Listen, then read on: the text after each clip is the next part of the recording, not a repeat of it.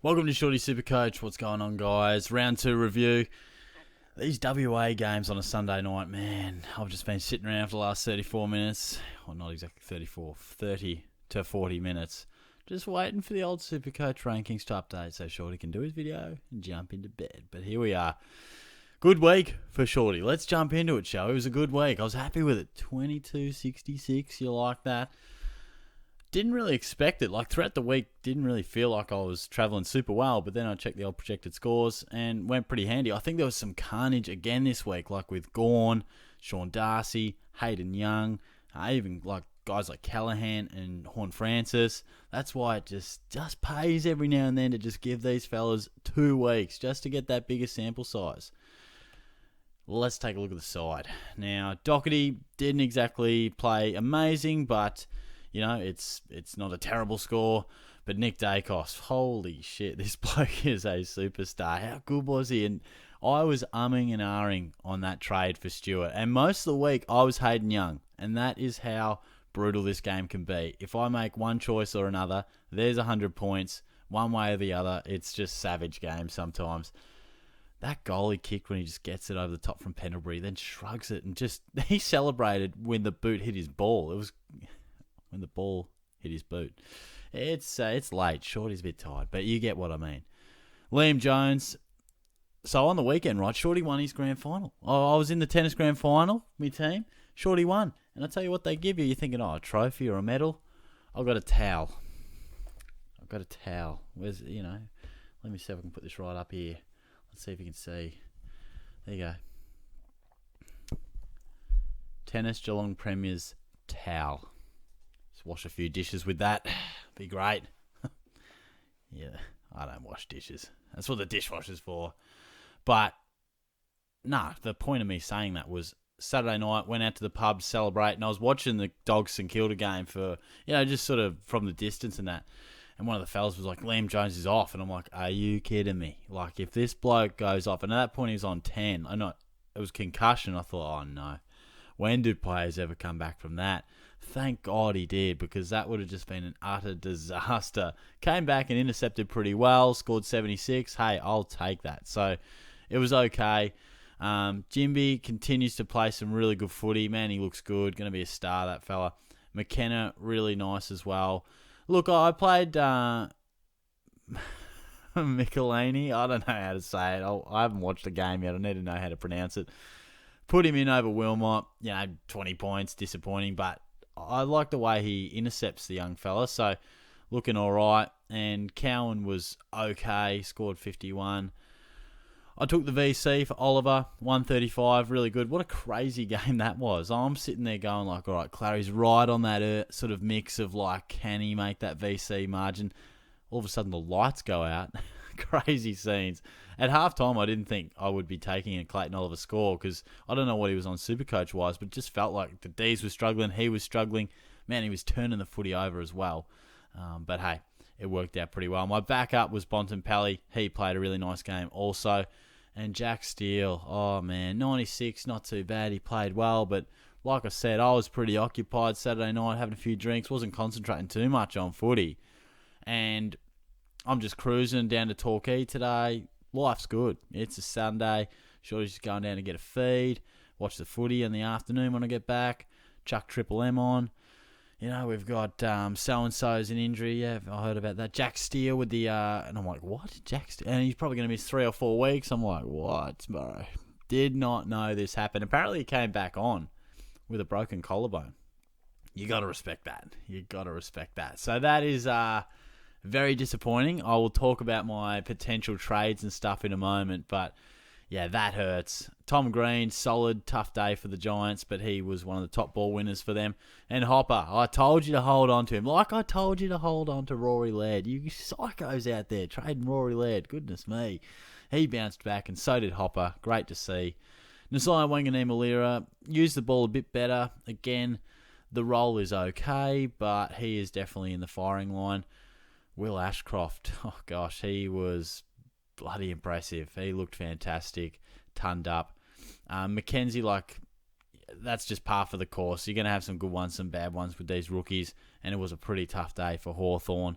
Constable looks like a really handy option. I'd love to field him down back, but it's just somehow with the arrangements I found him in my midfield bench. Baker was solid. I feel like Chess has probably every chance to get dropped.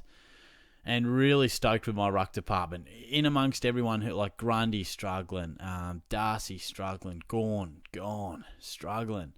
Marshall and English are just proving a dream watch. So I'm really happy about that. And the forward line is mixed emotions. Mixed emotions everywhere. Dunkley was really good. Rosie, solid again, a bit like last week. Not brilliant, not bad. Taranto finds plenty of the footy. Ball use isn't his strong suit, but he's making 90s and 100s. We love that. Cunnington, 85, it was solid, but probably the worst part about it was I thought he played well. Like, I thought his role was okay and he played well, but he still couldn't get over 90, so it's a bit concerning. Tanner Bruin broke me heart. Very disappointing. Getting played almost worse positioning, like playing more on the wing, getting less opportunities inside.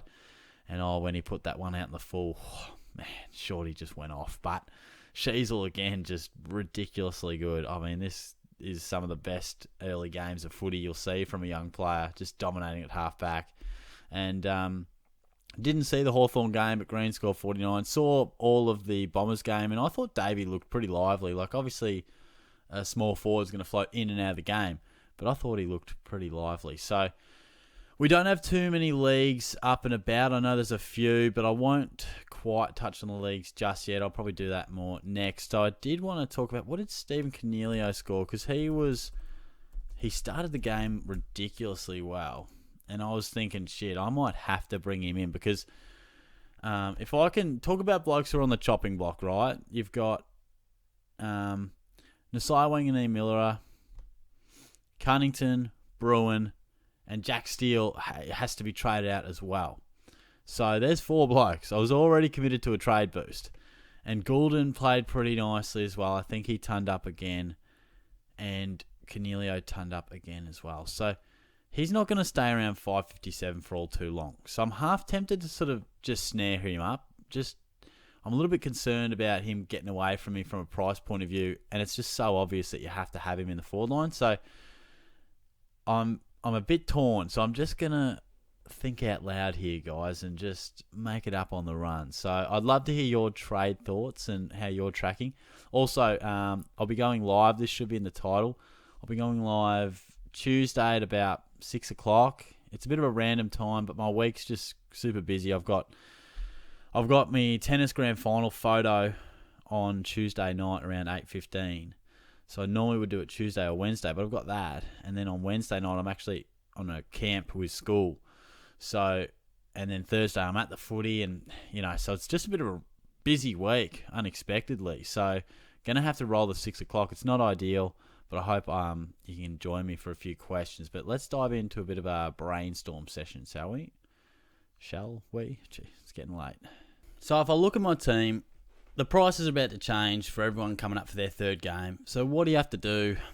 I've got to make sure that I've got the best opportunity to generate cash and cull anyone who's going to, not quite be the player I thought they would be, or there's a better option in that sort of range. So, I mean, Jones, there's Stocker, there's Jack Bowes, there's a little bit to think about, but I think I'm leaving the back line because it's the least of my concerns at the moment.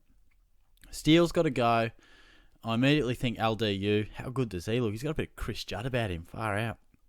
He looks so good. But also Cornelio. So I've got that 100k in the bank from the Stuart Dender Dacos trade as well. Keep that in mind. Nasai Wanganeen-Miller. Never would I thought I'd say this, but Will Setterfield was a beast. Absolute beast. I reckon he caught Took Miller about 5 times holding the ball. I've never seen Miller get tackled that many times and dispossessed of the footy.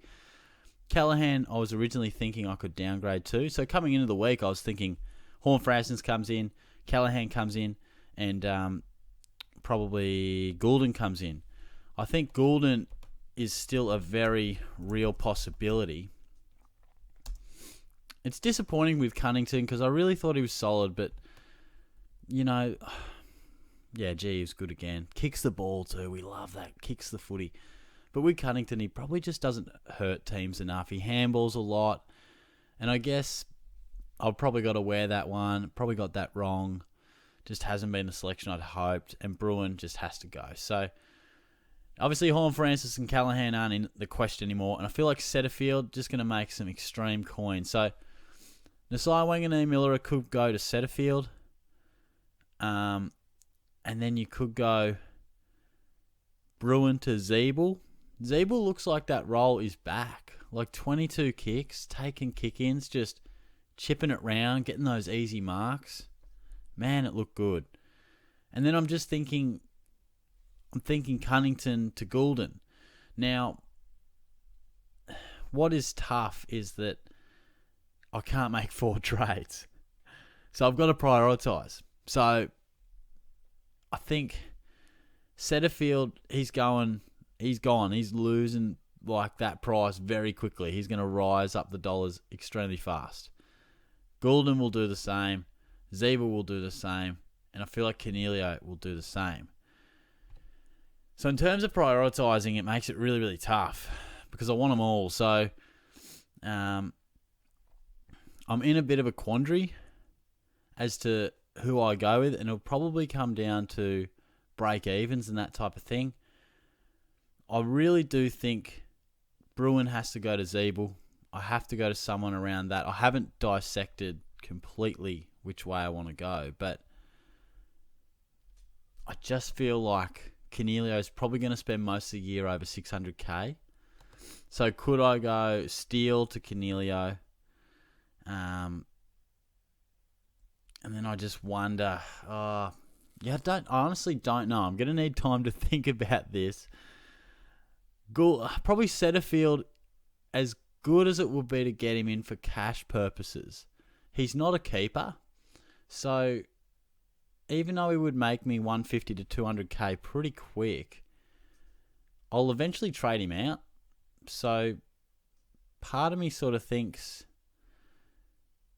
do I not let that one? Do I let that slide? And maybe Wanganeen-Miller just has one more week, and then I trade him to someone else. But it's going to be really tricky because in a week's time, those ships will have sailed and those options ain't going to be there. So, do I not go Zeeble? Do I just prioritise getting Cornelio, Setterfield, and then upgrading Bruin to Goulden? Something like that. Because the argument could be made that as good as Zeeble might be going, the top 6 forwards be Dunkley, Taranto, Rosie, Cornelio, Goulden, and then you could probably make up the 6th from whoever you like. So I've got a little bit to think about. The Steele one really threw a spanner in the works. So I'm not really sure which way I'm going to go about it. I'm really happy with the score. Stoked about that. So we'll take the positives. Moved up quite a bit in the ranks. 35,000 spots, which is the sort of stuff you could do at this stage. So yeah. I think we're going to wind it up and we're going to do the TikTok video and go to bed. So I'm going to wind this up.